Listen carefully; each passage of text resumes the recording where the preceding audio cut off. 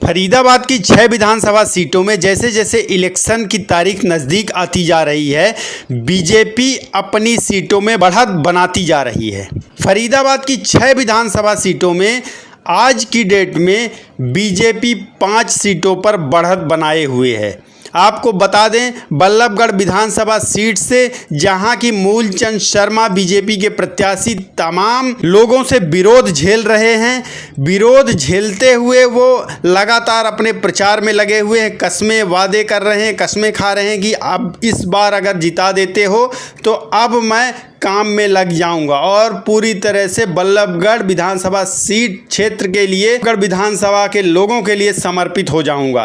तो अब उनके पक्ष में फेवर देखा जा रहा है। इसी सीट से जहां शारदा राठौर कांग्रेस पार्टी से टिकट ना मिलने के कारण नाराज और निर्दलीय प्रत्याशी बनी हुई हैं, वहीं राव राम कुमार भी निर्दलीय प्रत्याशी के रूप में ताल ठोक रहे हैं। वहीं कांग्रेस पार्टी ने पराग शर्मा को टिकट दिया है, लेकिन पराग शर्मा और शारदा राठौर के बीच जो वार चल रहा है, जो अभी लोगों ने पिछले कुछ दिनों पहले देखा है कि कैसे कैसे एक दूसरे के ऊपर टिप्पणी की है, इससे उनका भारी नुकसान हुआ है।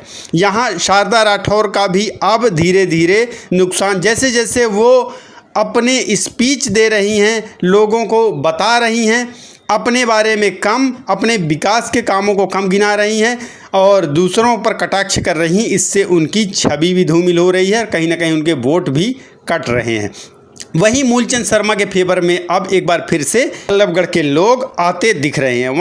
हरियाणा के फरीदाबाद जिले में बीजेपी के प्रत्याशी की चुनावी सभा में बेसहारा गाय घुस गई। बता दें, जब तक सभा चलती रही तब तक गाय वहीं पर खड़ी रही। मंत्री जी से लोग आवारा पशुओं को लेकर कोई सवाल ना खड़ा कर दें। भाजपा प्रत्याशी और पूर्व कैबिनेट मंत्री मूलचंद शर्मा को लोगों का ध्यान बदलने के लिए गाय को गुड़ और रोटी खिलाकर वहां से विदा करना पड़ा। बता दें कि भाजपा 10 साल में हरियाणा को कैटल फ्री नहीं कर पाई है। गौरव तलब है कि कुछ साल पहले फरीदाबाद को कैटल फ्री घोषित किया गया था, लेकिन आज भी आवारा पशुओं का आतंक फरीदाबाद में जगह जगह देखने को मिल रहा है। यह गाय न केवल गली कूचे चौराहे पर खड़ी मिलती हैं, बल्कि अब तो इन गायों का झुंड नेशनल हाईवे नंबर 19 पर भी देखने को मिलता है, जिससे देश की छवि खराब होती नजर आ रही है। लेकिन बीजेपी के नेताओं को इस बात से लेकर कोई लेना देना नहीं है। केवल जब चुनाव आते हैं तो ये नेता गाय गीता और धर्म की बात कर लोगों का ध्यान डाइवर्ट कर केवल वोट मांगने की जुगत में रहते हैं।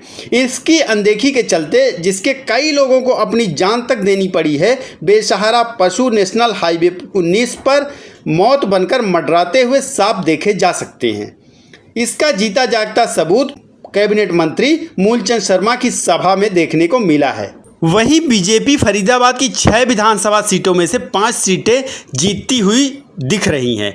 यहां से अगर हम एनआईटी की बात करें तो एनआईटी से नीरज शर्मा को इस बार हार का सामना करना पड़ सकता है, क्योंकि जनता अंदरूनी रूप से जनता वहां से खुश नहीं है और यहां का विधायक बदलना चाह रही है। वहीं अगर हम ओल्ड फरीदाबाद लोग विधानसभा सीट की बात करें तो वहां से इस बार विपुल गोयल का पलड़ा भारी दिख रहा है और विपुल गोयल इस बार भारी मतों से चुनाव जीतने जा रहे हैं। बड़खल विधानसभा सीट से भी धनेश अदलखा चुनाव निकाल ले जाएंगे। वहीं अगर पृथला विधानसभा सीट की बात करें तो यहाँ का जो चुनाव है वो फंसा दिख रहा है।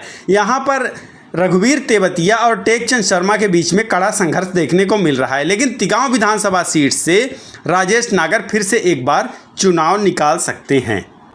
हालांकि अभी चुनाव में और समीकरण बदलते रहते हैं, कब किसका पलड़ा भारी हो जाए देखने वाली बात है। क्या पृथला विधानसभा सीट में भी बीजेपी अपना परचम लहरा पाएगी या पूरे फरीदाबाद की 6 में 6 सीटें बीजेपी जीत पाएगी? आप लोग कमेंट करके बताइए। अपने कमेंट बॉक्स पर लिख सकते हैं। वीडियो को लाइक करें, शेयर करें। बहुत बहुत धन्यवाद। नमस्कार।